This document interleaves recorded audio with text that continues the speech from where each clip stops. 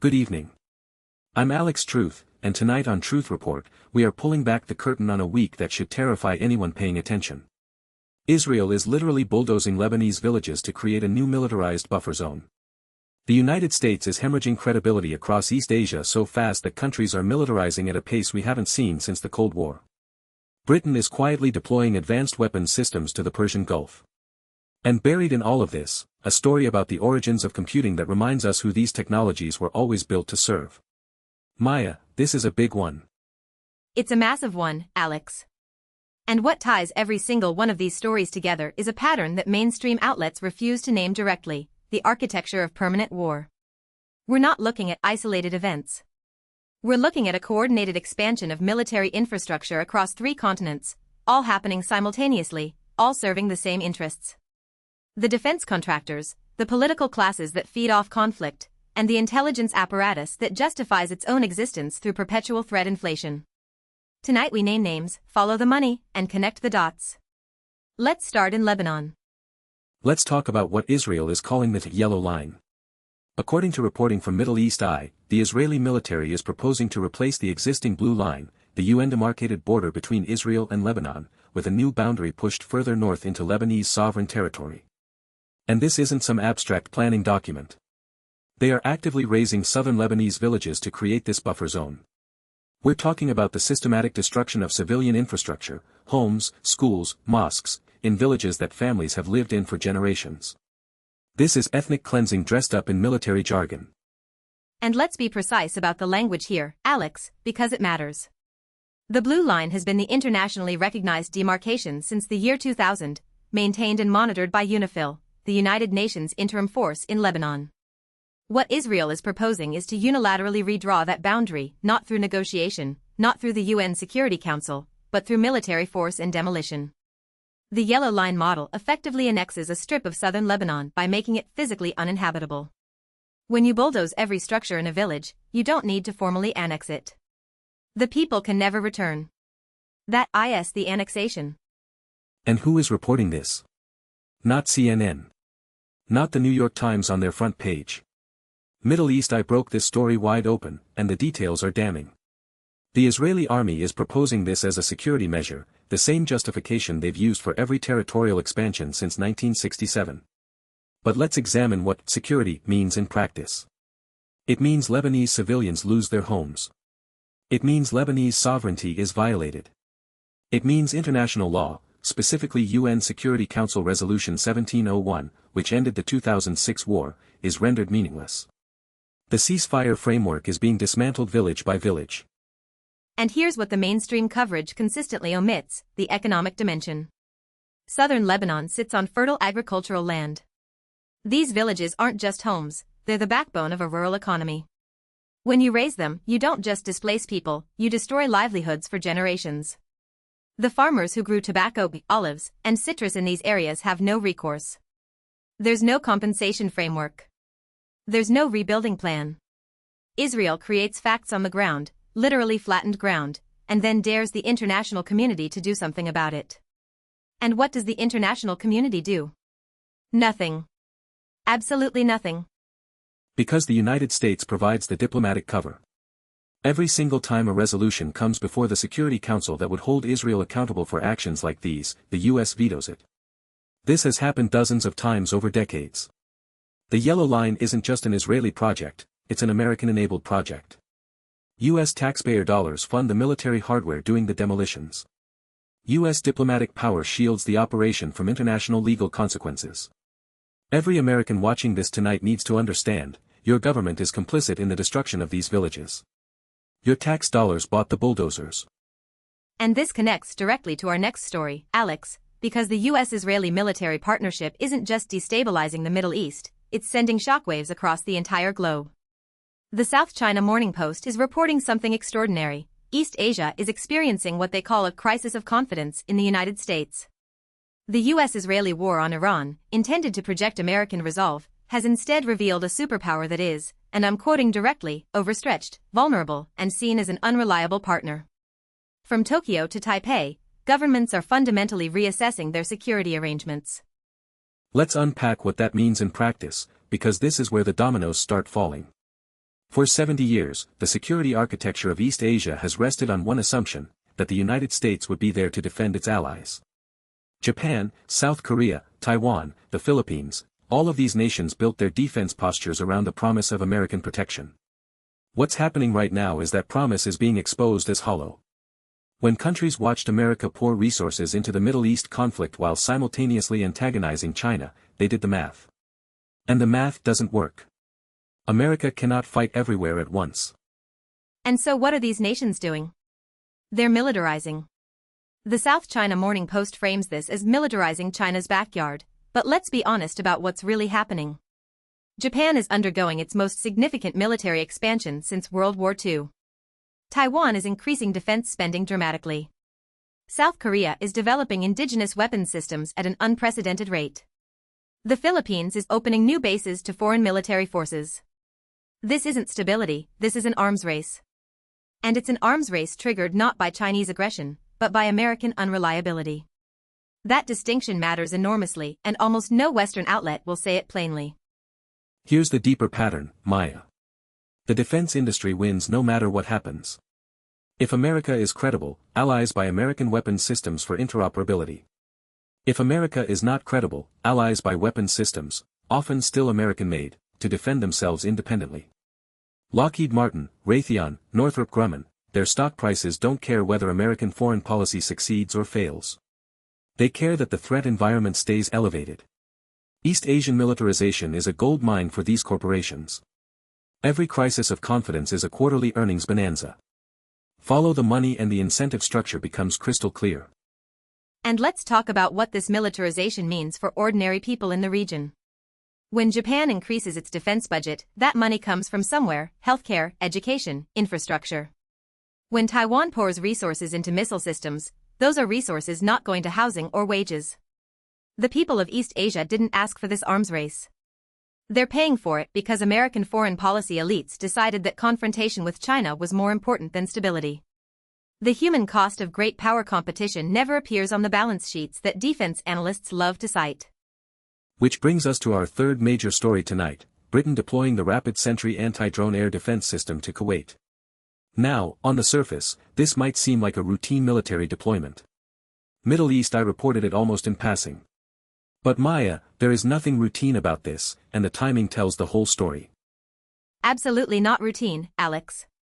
The Rapid Sentry system is specifically designed to counter drone threats, the exact kind of asymmetric warfare capability that Iran and its allied groups have developed over the past decade. Britain is deploying this system to Kuwait right now, in the middle of active US-Israeli military operations against Iran. This isn't a defensive precaution. This is pre-positioning for an expanded conflict. When you deploy advanced air defense systems to a Gulf state neighboring Iraq and within range of Iranian drone capabilities, you are preparing a battlefield. That's what militaries do.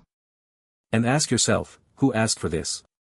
Did the British public vote for military deployments in the Persian Gulf? Was there a parliamentary debate? A public discussion about the risks of entangling Britain in another Middle Eastern war? Of course not. These decisions are made behind closed doors by defense ministries and military brass who operate with almost zero democratic oversight when it comes to routine deployments. But there is nothing routine about putting British military assets in the line of fire in the most volatile region on Earth during an active conflict. The Rapid Sentry system itself tells a story about modern warfare that most people don't fully appreciate. Drones have fundamentally changed the economics of conflict. A drone that costs a few $1,000s can threaten infrastructure worth billions. The counter-drone systems required to defeat them cost millions. This is an asymmetric equation that favors the attacker, and it means that countries like Britain are now spending enormous sums just to maintain the ability to project power in regions far from home. The British taxpayer is funding a system in Kuwait to protect assets that are only at risk because Britain chose to have assets in Kuwait. The circularity is the point. And here's where I want to connect all three of these military stories back to our fourth piece tonight, the ENIAC anniversary. IEEE Spectrum published a fascinating feature on the 80th anniversary of ENIAC, the first general-purpose digital computer. The article highlights the women who programmed it, brilliant mathematicians whose contributions were erased from history for decades. But there's a deeper story here that the celebration glosses over, and it goes to the heart of everything we've been discussing tonight. ENIAC was built for one purpose, to calculate artillery firing tables for the United States Army. The first general-purpose computer in human history was a weapons system. Its architects literally wove stories through computing, as IEEE Spectrum's headline says, but the story they were weaving was the story of more efficient killing. The women who programmed ENIAC, Kay McNulty, Betty Jennings, Betty Snyder, Marlon Meltzer, Fran Bilas, Ruth Lichterman, were computing ballistic trajectories. Their genius was real, their erasure was criminal, and the military purpose of their work was foundational to everything that followed. And that's the thread that runs through all of tonight's stories. The technologies that raise Lebanese villages, GPS-guided bulldozers, precision demolition systems, descend directly from military computing that started with ENIAC. The satellite communications that enable the U.S. to coordinate with allies across East Asia, the targeting systems and the Rapid Sentry drone defense platform, all of it traces back to a military-industrial research pipeline that has been running uninterrupted for 80 years. We didn't stumble into a world of permanent war. It was engineered, one computing cycle at a time. And the pattern of erasing the human element persists to this day. Just as the women of ENIAC were written out of the story, the civilians in southern Lebanon are being written out of theirs. The Lebanese families losing their homes aren't named in most coverage. Their statistics, displaced persons, affected populations. The language of military planning dehumanizes by design. When you call a village a target and its destruction a clearance operation, you've already done the moral work of making it acceptable. The computing power that started with ENIAC made this abstraction possible at industrial scale. Let me bring this back to the geopolitical picture, because there's a connection between the Middle East and East Asia that almost nobody is drawing. The U.S. is simultaneously waging a military campaign alongside Israel against Iran and trying to maintain a credible deterrent against China in the Pacific. These two commitments are in direct tension.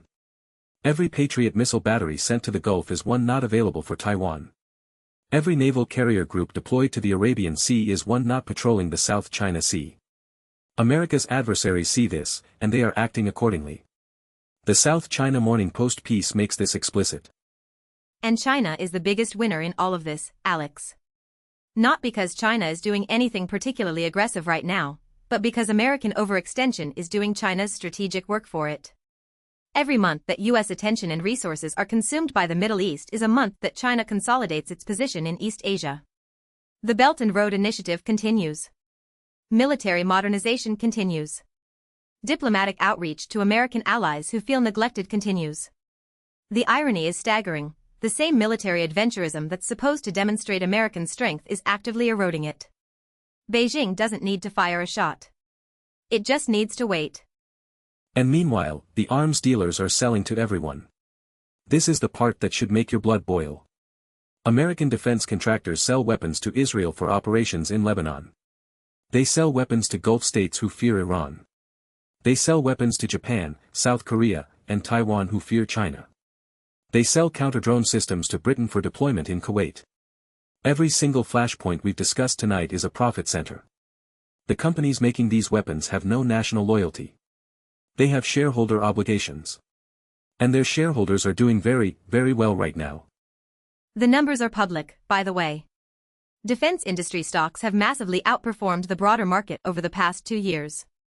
Lockheed Martin, RTX, formerly Raytheon, General Dynamics, Northrop Grumman, BAE Systems in Britain, all at or near record valuations. When we talk about who benefits from the yellow line in Lebanon, from the arms race in East Asia, from the Rapid Sentry deployment in Kuwait, the answer is on the stock exchange. It's not hidden. It's celebrated in earnings calls. Analysts openly discuss elevated threat environments as positive catalysts for revenue growth. War is a product, and business is booming. Now let's talk about what the mainstream media is not telling you about the Lebanon situation specifically. The Yellow Line model has a direct historical precedent, Israel's so-called security zone in southern Lebanon that it maintained from 1985 to 2000. That occupation was a disaster by every metric. It cost Israeli soldiers lives, it radicalized a generation of Lebanese, and it directly led to the rise of Hezbollah as a major military force. The Israeli military knows this history. They lived it. And they're choosing to repeat it. Why? Because the people making these decisions are not the people who pay the price. That's exactly right. The generals proposing the yellow line will retire to comfortable pensions. The politicians approving it will leverage the security narrative for elections. The defense contractors supplying the equipment will fulfill lucrative contracts. And the conscript soldiers patrolling the new buffer zone, the Lebanese families who lost everything, the UNIFIL peacekeepers whose mandate is being rendered obsolete, they bear the actual cost. This is the fundamental obscenity of modern warfare. The decision-makers are insulated from the consequences. It was true with ENIAC's architects designing weapons from comfortable university labs, and it's true today. I want to come back to the UK deployment for a moment, because there's a NATO angle here that deserves scrutiny. Britain deploying Rapid Sentry to Kuwait is not just a British decision, it signals broader NATO involvement in the Gulf theater. When one NATO member forward deploys advanced military systems, it creates expectations and obligations for other members. This is how mission creep works. It starts with a defensive deployment, then it becomes a support role, then it becomes active engagement. We saw this exact pattern in Libya, in Syria, in Afghanistan. The playbook hasn't changed because it doesn't need to. It keeps working. And the drone dimension of this is critically important for everyone to understand. We are in the early stages of a drone warfare revolution that will define conflict for the next 50 years. What Ukraine demonstrated, that cheap drones can neutralize expensive conventional military equipment, has rewritten the rules.